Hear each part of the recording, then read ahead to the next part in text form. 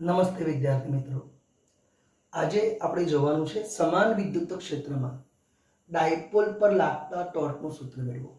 સમાન વિદ્યુત ક્ષેત્રમાં ડાયપોલ પર લાગતા ટોર્કનું સૂત્ર મેળવો। સૌથી પહેલા યાદ રાખો, આકૃતિમાં સમાન વિદ્યુત ક્ષેત્રમાં એક ડાયપોલ મૂકેલી છે। આકૃતિમાં સમાન વિદ્યુત ક્ષેત્રમાં એક ડાયપોલ મૂકેલી છે। સૌથી પહેલા બોલો, સમાન ક્ષેત્ર છે એવું ખબર કઈ રીતે પડી? તો ક્ષેત્ર રેખાઓ સમાંતર અને સમાનાંતરે છે। બોલો, આકૃતિમાં કયું ક્ષેત્ર છે? સમાન વિદ્યુત ક્ષેત્ર, અને એમાં કોણ મૂક્યું છે? ડાયપોલ। બીજો મુદ્દો, દરેક સમાન વિદ્યુત ક્ષેત્ર હોય તો દરેક બિંદુએ ક્ષેત્ર કેવું? સરખું છે। તો દરેક બિંદુએ ક્ષેત્ર કેટલું લેવાશે? ઈ। દરેક બિંદુએ ક્ષેત્ર કેટલું લેવાશે? ઈ જ લેવાશે। ઓકે, પ્લસ ક્યુ અને માઇનસ ક્યુ વચ્ચેના અંતર શું કહીશું? 2a। પ્લસ ક્યુ અને માઇનસ ક્યુ વચ્ચેના અંતરને શું કહીશું? 2a કહીશું। બીજો મુદ્દો, માઇનસ ક્યુ થી પ્લસ ક્યુ ની દિશા કોની આવશે? ડાયપોલ મોમેન્ટની। માઇનસ ક્યુ થી પ્લસ ક્યુ કોની દિશા છે? ડાયપોલ મોમેન્ટની। વિદ્યુત ક્ષેત્ર ઉપર તરફ છે, એનો મતલબ P અને E વચ્ચે ખૂણો કેટલો? થીટા। P અને E વચ્ચે ખૂણો કેટલો? થીટા। બીજો મુદ્દો આપણે ભણી ગયા, બળ બરાબર વિદ્યુત ક્ષેત્ર ગુણ્યા વિદ્યુતભાર। બળ બરાબર વિદ્યુત ક્ષેત્ર ગુણ્યા વિદ્યુતભાર। જો વિદ્યુતભાર ધન હશે તો બળ અને ક્ષેત્ર એક જ દિશામાં, અને વિદ્યુતભાર ઋણ હશે તો બળ અને ક્ષેત્ર વિરુદ્ધ દિશામાં। તો આટલો ફંડા ફરી એકવાર રિપીટ કરી લઈએ કે સમાન વિદ્યુત ક્ષેત્ર છે। બોલો, કયું ક્ષેત્ર છે? સમાન વિદ્યુત ક્ષેત્ર છે। એનો મતલબ શું થાય? દરેક બિંદુએ ક્ષેત્ર સરખું। આવા ક્ષેત્રમાં કોને મૂક્યું મેં? ડાયપોલને મૂકી છે। બોલો, આવા ક્ષેત્રમાં ડાયપોલને મૂકી છે, જેમાં ડાયપોલના બે વિદ્યુતભારો વચ્ચે અંતર 2a। માઇનસ ક્યુ થી પ્લસ ક્યુ કોની દિશા આવશે? ડાયપોલ મોમેન્ટની।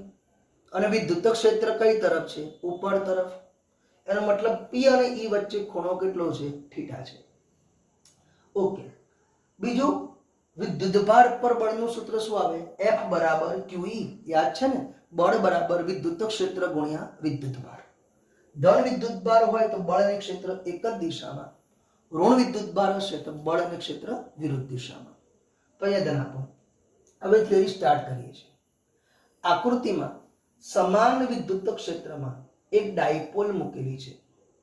આ ડાયપોલના બે વિદ્યુતભારો પ્લસ ક્યુ અને માઇનસ ક્યુ છે, અને તેમની વચ્ચે અંતર 2a છે। તો આકૃતિમાં સમાન વિદ્યુત ક્ષેત્રમાં એક ડાયપોલ મૂકેલી છે, જેના બે વિદ્યુતભારો વચ્ચેનું અંતર 2a છે। અહીં ડાયપોલ મોમેન્ટ અને વિદ્યુત ક્ષેત્ર E વચ્ચે ખૂણો થીટા છે। ડાયપોલ મોમેન્ટ અને વિદ્યુત ક્ષેત્ર E વચ્ચે ખૂણો થીટા છે। સૌથી પહેલા આ પ્લસ ક્યુ વિદ્યુતભાર છે, અને આટલે ક્ષેત્ર કેટલું હશે? E। કેમ? સમાન વિદ્યુત ક્ષેત્ર હોય તો દરેક જગ્યાએ ક્ષેત્ર કેવું? સરખું। તો સૌથી પહેલા બોલો, પ્લસ ક્યુ વિદ્યુતભાર પર લાગતું બળ।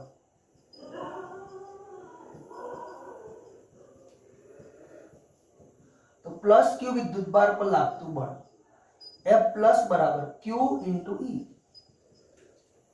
ચલો, આ બળ કઈ દિશામાં હશે? ક્ષેત્રની દિશામાં। કેમ? કે વિદ્યુતભાર ધન છે। ચલો, તો પ્લસ ક્યુ ઉપર બળ શું આવ્યું? QE। બોલો, પ્લસ ક્યુ ઉપર બળ શું આવ્યું? QE। અને આ બળ કઈ દિશામાં છે? ક્ષેત્રની દિશામાં છે। હવે બોલો, માઇનસ ક્યુ વિદ્યુતભાર પર લાગતું બળ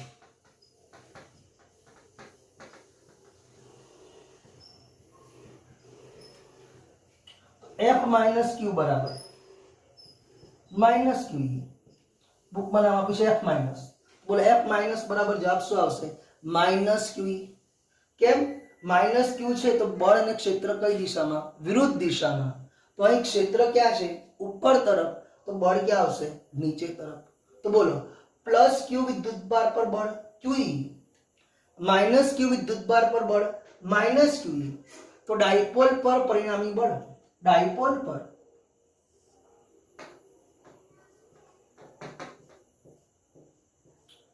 પરિણામી બળ બોલો F બરાબર શું આવશે? બંને બળનો સરવાળો, ધન પર બળ અને માઇનસ પર બળનો સદિશ સરવાળો. તો ડાયપોલ પર પરિણામી બળ પ્લસ QE અને માઇનસ QE નો શું થશે? સદિશ સરવાળો. તો અહીંયા બોલો F પ્લસ શું આવશે? QE અને કેટલું આવશે? Minus QE. તો જવાબ શું આવ્યો? 0. તો સાબિત શું થઈ ગયું? સમાન વિદ્યુત ક્ષેત્ર હોય તો ડાયપોલ પર પરિણામી બળ હંમેશા શૂન્ય થાય. હંમેશા શૂન્ય કેમ બોલ્યો હું? સમાન ક્ષેત્ર છે એટલે E બદલાવાનું ના. અને ડાયપોલમાં બંને વિદ્યુતભારના મૂલ્યો પણ કેવા હોય? સરખા. એ Q પણ ન બદલાય, E પણ ન બદલાય એટલે જવાબ હંમેશા શું આવશે? 0. તો કે SQ બની ગયું. સમાન વિદ્યુત ક્ષેત્ર હોય તો ડાયપોલ પર પરિણામી બળ સમાન વિદ્યુત ક્ષેત્રમાં ડાયપોલ પર પરિણામી બળ હંમેશા શૂન્ય. હંમેશા શૂન્ય. હવે ધ્યાન આપો, ટોર્કની વાત કરવાની છે આપણે. તો બોલો આ બંને બળના મૂલ્યો કેવા? સમાન. QE QE. દિશા પરસ્પર વિરુદ્ધ? હા. પણ એક રેખસ્થ છે? ના. એક રેખસ્થ ના હોય તો કોની રચના થાય? બળયુગ્મની, જેને આપણે કપલ કહેતા. તો કોની રચના થશે? બળયુગ્મની. અને ડાયપોલ પર શું લાગશે? ટોર્ક. અહીંયા જો આ બળ ઉપર ખેંચે, આ બળ નીચે, તો ડાયપોલ આમ ફરશે. ચલો આ બળ ઉપર ખેંચશે, આ નીચે ખેંચે, ડાયપોલ આમ ફરશે. આમ એટલે કેમ ફરશે? વિષમગળી ભ્રમણ કરશે. કેમ ભ્રમણ કરશે? વિષમગળી. તો શું બોલાશે? અહીં બંને બળના મૂલ્યો સમાન, દિશા પણ પરસ્પર વિરુદ્ધ, પણ એક રેખસ્થ નથી. એક રેખસ્થ ના હોય એટલે કોની રચના થાય? બળયુગ્મની. તો બળયુગ્મની રચના થશે અને ડાયપોલ પર શું લાગશે? ટોર્ક. અને ડાયપોલ કેમ ભ્રમણ કરશે? વિષમગળી ભ્રમણ કરશે. કેવું ભ્રમણ કરશે? વિષમગળી. તો ટોર્ક બરાબર સૂત્ર ભણ્યા હતા આપણે. કોઈ એક બળનું મૂલ્ય 11 સાયન્સ ચેપ્ટર 7. કોઈ એક બળનું મૂલ્ય અને બંને બળો વચ્ચેનું લંબ અંતર. બંને બળો વચ્ચેનું કયું અંતર? લંબ અંતર. હવે જુઓ, આમાંથી કોઈ એક બળનું મૂલ્ય શું આવશે? QE. હવે બોલજો શાંતિથી. આ QE બળ અને આ માઇનસ QE બળ, તો બંને વચ્ચે અંતર 2a છે, પણ 2a લંબ અંતર કહેવાશે નહીં.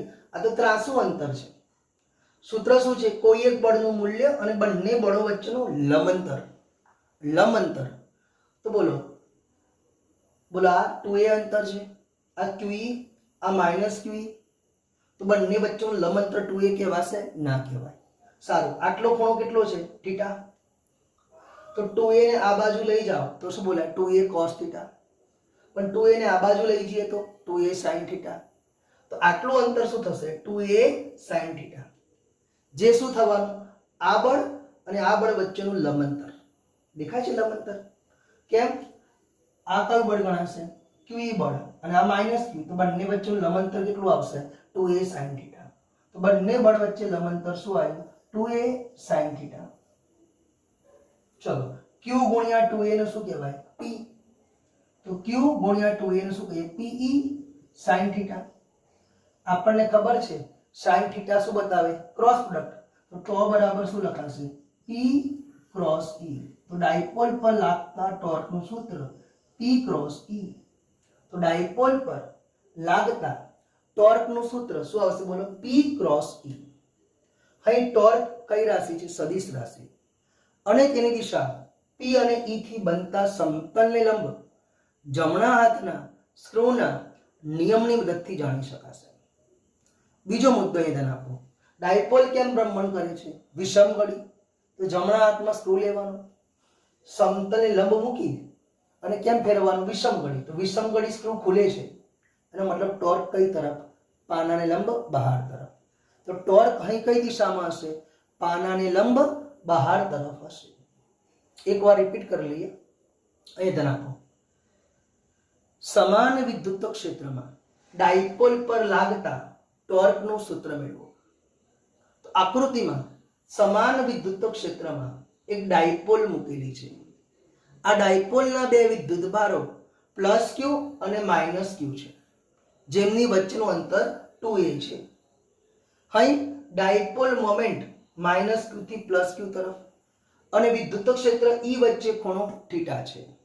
તો ડાયપોલ મોમેન્ટ અને વિદ્યુત ક્ષેત્ર E વચ્ચે ખૂણો થીટા છે.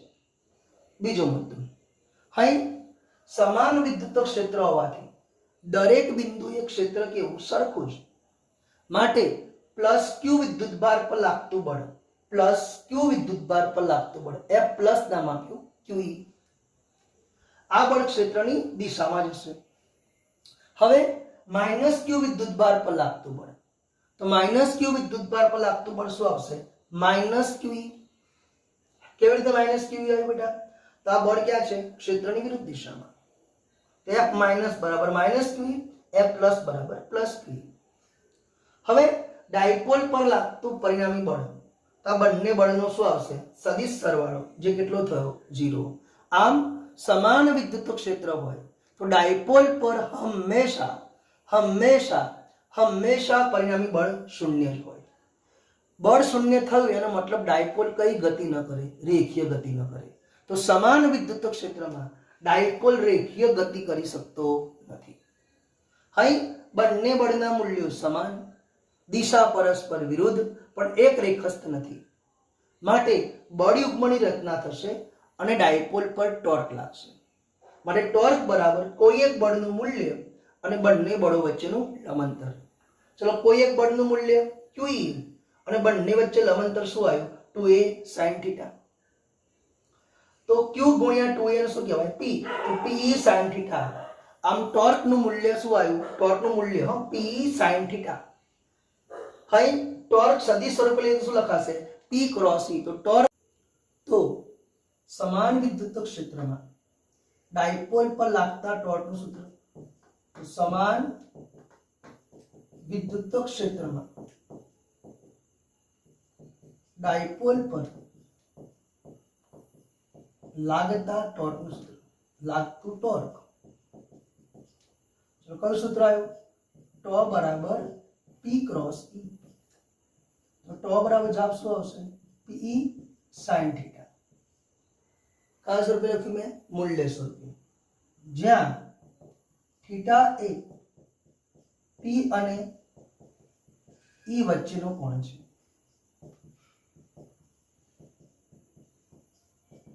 ટોર્કની દિશા p અને e થી બનતા સમતલને લંબ જમણા હાથના સ્ક્રૂના નિયમની મદદથી જાણી શકાશે. તો ટોર્કની દિશા p અને e થી બનતા સમતલને લંબ જમણા હાથના સ્ક્રૂના નિયમની મદદથી જાણી શકાશે. ખાસ કિસ્સા લખીએ.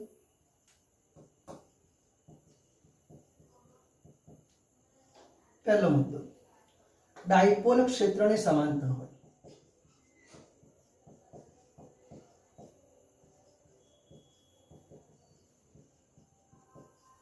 તો ચલો, આપણું સમાન વિદ્યુત ક્ષેત્ર, આ કોણ છે? સમાન વિદ્યુત ક્ષેત્ર. એમાં કોણ પડ્યું છે? ડાયપોલ પડેલું છે. આ -q, આ +q. તો ડાયપોલ ક્ષેત્રને કેવું થયું? સમાંતર. એનો મતલબ -q થી +q કોની દિશા આવશે? p ની. તો p અને e કેવા થયા? સમાંતર. તો થીટા શું લેવાશે? 0. તો થીટા બરાબર 0 થશે. તો ટોર્ક બરાબર pe sin 0. sin 0 એટલે 0. ટોર્ક તો 0 થયું જ. અને સમાન ક્ષેત્ર હોય તો ડાયપોલ પર બળ હંમેશા 0 જ હોય. સમાન વિદ્યુત ક્ષેત્ર હોય તો ડાયપોલ પર બળ તો હંમેશા 0. એટલા માટે અહીં જવાબ શું આવશે? ટોર્ક પણ 0, બળ પણ 0. તો અહીં ટો બરાબર 0 અને બળ તો હંમેશા 0 છે જ. તો ટોર્ક એ 0, બળ એ 0. એનો મતલબ ડાયપોલ રેખીય ગતિ પણ ન કરે અને ચાક ગતિ પણ ન કરે. તો જ્યારે ડાયપોલ ક્ષેત્રને સમાંતર હોય અને કયું ક્ષેત્ર હોય? સમાન વિદ્યુત ક્ષેત્ર, તો ડાયપોલ રેખીય ગતિ પણ ન કરી શકે અને ચાક ગતિ પણ ન કરી શકે. ઓકે, બીજો મુદ્દો લઈએ હવે. આ પહેલો કિસ્સો. બીજો કિસ્સો, ડાયપોલ ક્ષેત્રને પ્રતિ સમાંતર હોય. તો ડાયપોલ ક્ષેત્રને કેવો છે? પ્રતિ સમાંતર. એનો મતલબ શું? આપણું વિદ્યુત ક્ષેત્ર તો કઈ તરફ છે? ઉપર તરફ. અને પાછું કેવું વિદ્યુત ક્ષેત્ર છે? સમાન. તો ક્ષેત્ર સમાન છે. और डायपोल में आ बाजू प्लस क्यू आ माइनस क्यू. तो माइनस क्यू थी प्लस क्यू कौन दिशा? डायपोल मोमेंट ने कई तरफ आयो? नीचे तरफ. અને ક્ષેત્ર ક્યાં છે? ઉપર તરફ. તો ખૂણો કેટલો આવશે? 180. બોલો ખૂણો કેટલો આવ્યો? 180. તો ડાયપોલ ક્ષેત્રને પ્રતિ સમાંતર હોય. પ્રતિ સમાંતર એટલે ખૂણો કેટલો થયો? 180. તો ટોર્ક બરાબર PE sin 180. sin 180 શું આવશે? 0. તો ટોર્ક પણ 0. અને બળ તો હંમેશા 0 છે જ. તો જવાબ શું આવશે? ટોર્ક પણ 0, બળ પણ 0. તો SQ શું બન્યું? સમાન વિદ્યુત ક્ષેત્ર હોય. કયું? સમાન. તો ડાયપોલ પર બળ હંમેશા 0. જ્યારે ટોર્ક 0 હોય પણ ખરું, ન પણ હોય. હોય તો ક્યારે હોય? તે ક્ષેત્રને સમાંતર હોય અથવા પ્રતિ સમાંતર હોય. ત્રીજો મુદ્દો જોઈએ. ડાયપોલ ક્ષેત્રને લંબ છે. ડાયપોલ ક્ષેત્રને લંબ છે.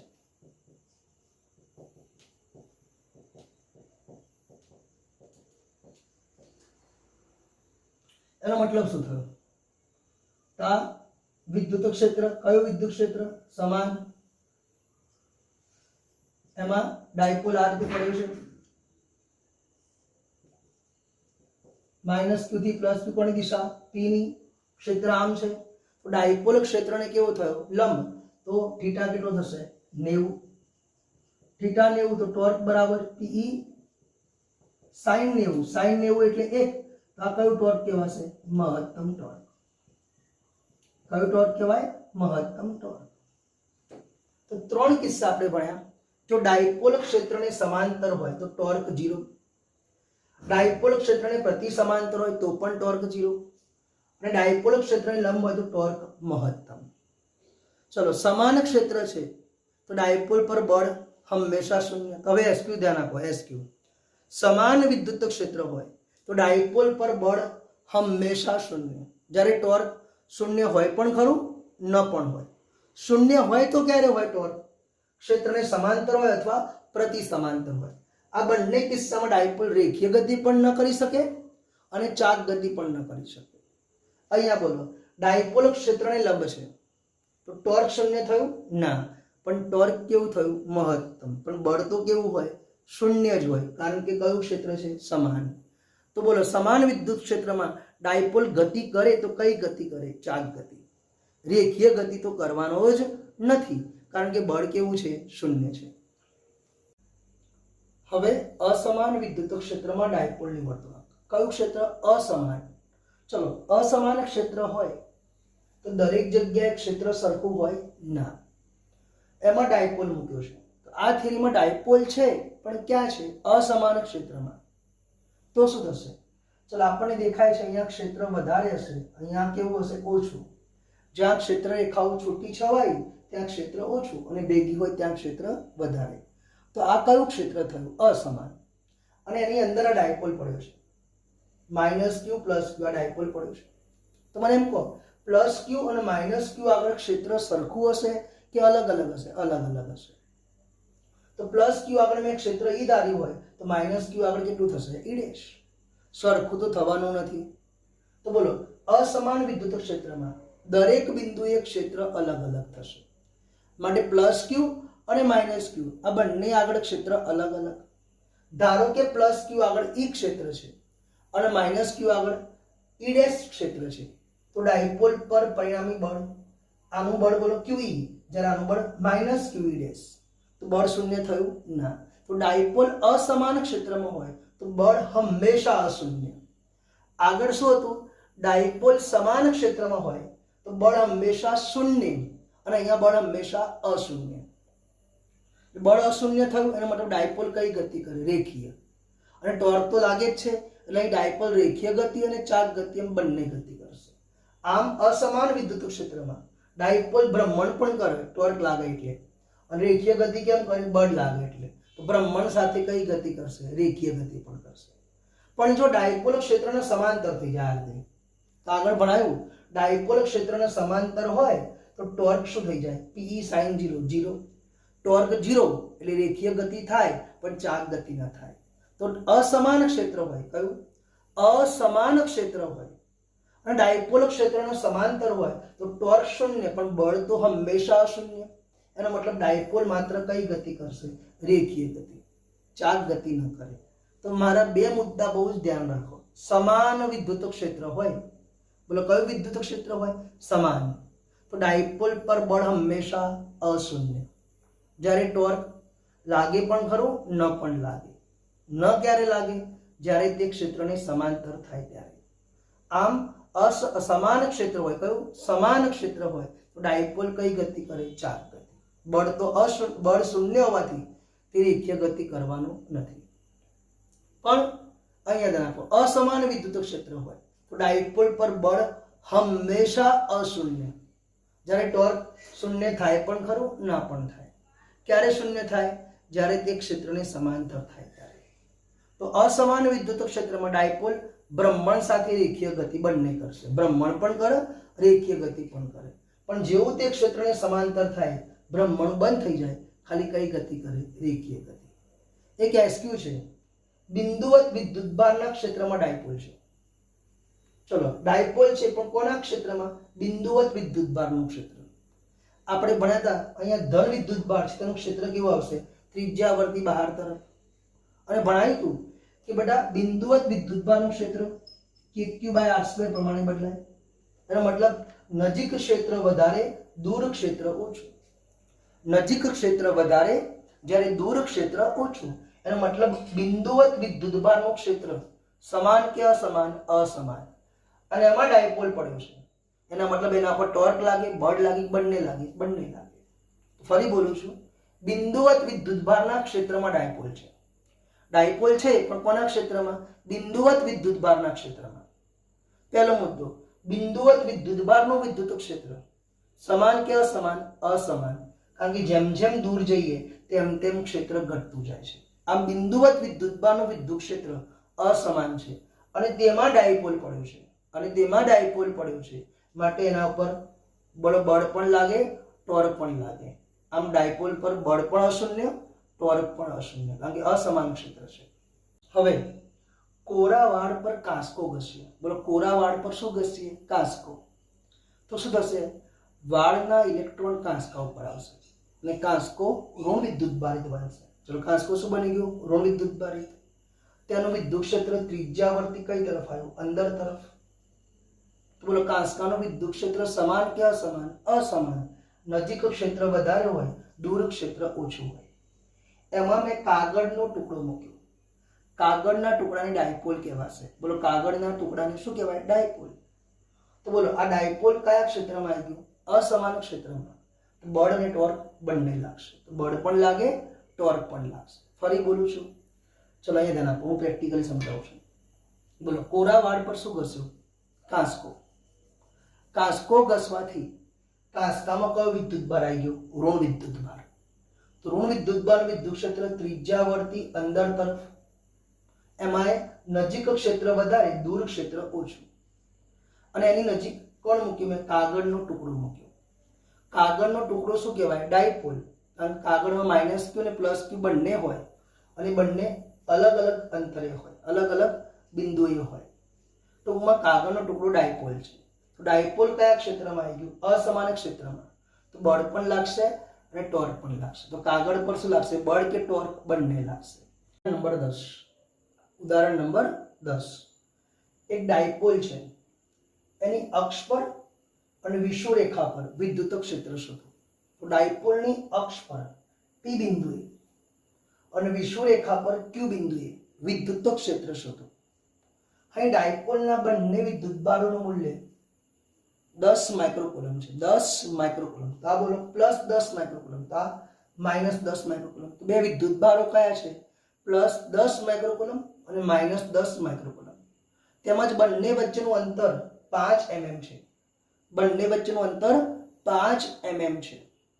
તો અક્ષ પર 15 સેમી અંતરે, બોલો અક્ષ પર 15 સેમી અંતરે, વિષુવરેખા ઉપર પણ 15 સેમી અંતરે વિદ્યુત ક્ષેત્ર શોધો. તો સૌથી પહેલા બે વિદ્યુતભારો કેટલા છે? 10 માઇક્રોકુલમ. માઇક્રો એટલે કેટલી ઘાત?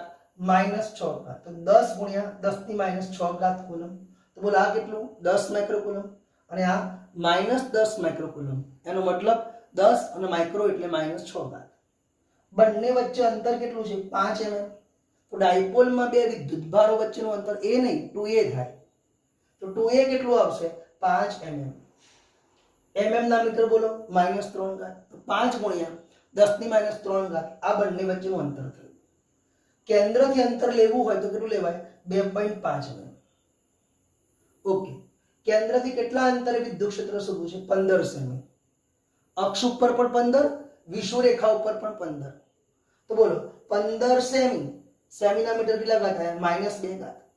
તો આ 15 સેમી છે ને આ 2.5 mm છે. બોલો આટલું અંતર 2.5 mm અને આટલું 15 સેમી, એનો મતલબ આપણે એને શું કરી શકીએ અવગણી શકીએ. બોલો એને શું કરી શકીએ અવગણી શકીએ. ફરી બોલું છું, બે વિદ્યુતભારો 10 અને બીજો -10 માઇક્રોકુલમ, 10 અને માઇક્રો એટલે -6 ઘાત. બંને વચ્ચે અંતર 5 mm છે, 5 mm તો 5 -3 ઘાત મીટર કોના બરાબર આવશે 2a બરાબર. કેન્દ્રથી અંતર લેવા જઈએ તો કેટલું આવશે 2.5 mm. કેટલા અંતર વિદ્યુત ક્ષેત્ર શોધવું છે 15 સેમી, સેમીના મીટર -2 ઘાત. તો આ 15 સેમીના 2.5 mm એટલે આપણે r ની સાપેક્ષે એને શું કરી શકીએ અવગણી શકીએ. બીજું હવે અહીંયા ધ્યાન આપો, ડાયપોલની અક્ષ પર p બિંદુએ વિદ્યુત ક્ષેત્ર. તો આપણને ખબર છે એ અવગણ્યા પછી સૂત્ર શું આવે 2kp પટેલ r ઘન, 2kp પટેલ r ઘન, 2kp પટેલ r ઘન. પટેલ શું હતું એકમ સદિશ p કેરેટ હતું. મૂલ્યમાં તો શું લખાશે 2kp r ઘન, મૂલ્યમાં શું લખાય 2kp r ઘન. રકમમાં p આપેલું છે ના, પણ p બરાબર શું લખાય q ગુણ્યા 2a, p બરાબર q ગુણ્યા 2a. ચલો 2 ના 2, k ની કિંમત 9 10⁹ ઘાત, q 10 ગુણ્યા 10⁻6 ઘાત, 2a અંતર 5 mm એટલે કે 5 -3 ઘાત મીટર અને r 15 - 2 ઘાત મીટરમાં, એનો પણ શું કર્યું ઘન. તો જવાબ કેટલો આવ્યો 2.66 10⁵ ઘાત ન્યૂટન પર કુલમ. દિશા કઈ આવશે p આગળ ક્ષેત્ર 2kp પટેલ, 2kp પટેલ. તો ડાયપોલ મોમેન્ટની દિશામાં આવશે. તો ડાયપોલ મોમેન્ટ -q થી +q તરફ.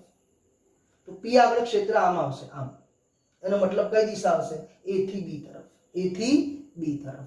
ફરી બોલું છું, ડાયપોલની અક્ષ પર ક્ષેત્ર 2kp પટેલ આવે, અહીંયા શું આવે પટેલ, 2kp પટેલ આવે અપોન r ઘન. મૂલ્યમાં છે એટલે પટેલ નીકળી જશે. તો 2kp r ઘન, p ની જગ્યાએ q * 2a કિંમત મૂકી જવાબ આવી ગયો. દિશા કઈ આવશે ડાયપોલ મોમેન્ટની દિશામાં, એનો મતલબ -q થી +q તરફ, એનો મતલબ a થી b તરફ. હવે બોલો બેટા, વિષુવરેખા ઉપર પણ વિદ્યુત ક્ષેત્ર શોધવું છે, આટલા જ અંતરે શોધવાનું છે. તો મેં હમણાં SQ ચલાવ્યો હતો કે સરખા જ અંતરે અક્ષ પર ક્ષેત્ર વિષુવરેખા કરતા કેવું હોય બમણું. ટૂંકમાં અહીંયા ક્ષેત્ર આના કરતા કેવું આવશે અડધું આવશે. જોઈએ ચલો, ડાયપોલની વિષુવરેખા પર, ડાયપોલની વિષુવરેખા પર q બિંદુએ વિદ્યુત ક્ષેત્ર, ડાયપોલની વિષુવરેખા પર q બિંદુએ વિદ્યુત ક્ષેત્ર. આમ તો સૂત્ર કયું છે -kp પટેલ r ઘન. યાદ છે ને, એને અવગણ્યા બાદ, એને અવગણ્યા બાદ કયું સૂત્ર હતું -kp પટેલ r ઘન. પણ મૂલ્યમાં વાત ચાલે છે એટલે p કેરેટ નું મૂલ્ય 1 માઈનસ પર નીકળી જશે, તો kp r ઘન. તો બોલો અક્ષ પર સૂત્ર શું આવ્યું 2kp r ઘન, વિષુવરેખા ઉપર kp r ઘન. આગળ આપણે થિયરીમાં ચલાવ્યું હતું.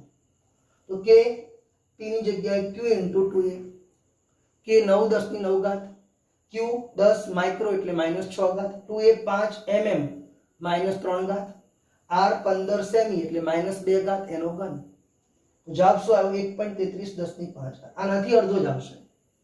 પણ દિશા કઈ -kp પટેલ, માઈનસ તો ડાયપોલ મોમેન્ટ થી વિરુદ્ધ, તો -q થી +q આમ છે. તો ડાયપોલ મોમેન્ટ આ બાજુ છે, તો અહીંયા ક્ષેત્ર કેમ આવે ડાયપોલ મોમેન્ટ થી વિરુદ્ધ, ડાયપોલ મોમેન્ટ થી વિરુદ્ધ, ડાયપોલ મોમેન્ટ થી વિરુદ્ધ.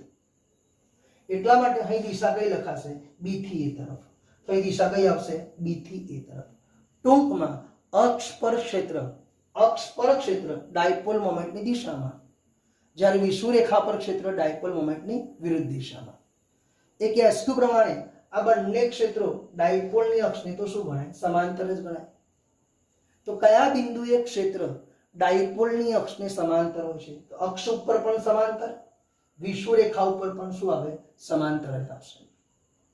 પણ વિષુવરેખા પર ક્ષેત્ર ડાયપોલ મોમેન્ટની વિરુદ્ધ, જ્યારે અક્ષ પર ક્ષેત્ર ડાયપોલ મોમેન્ટની દિશામાં.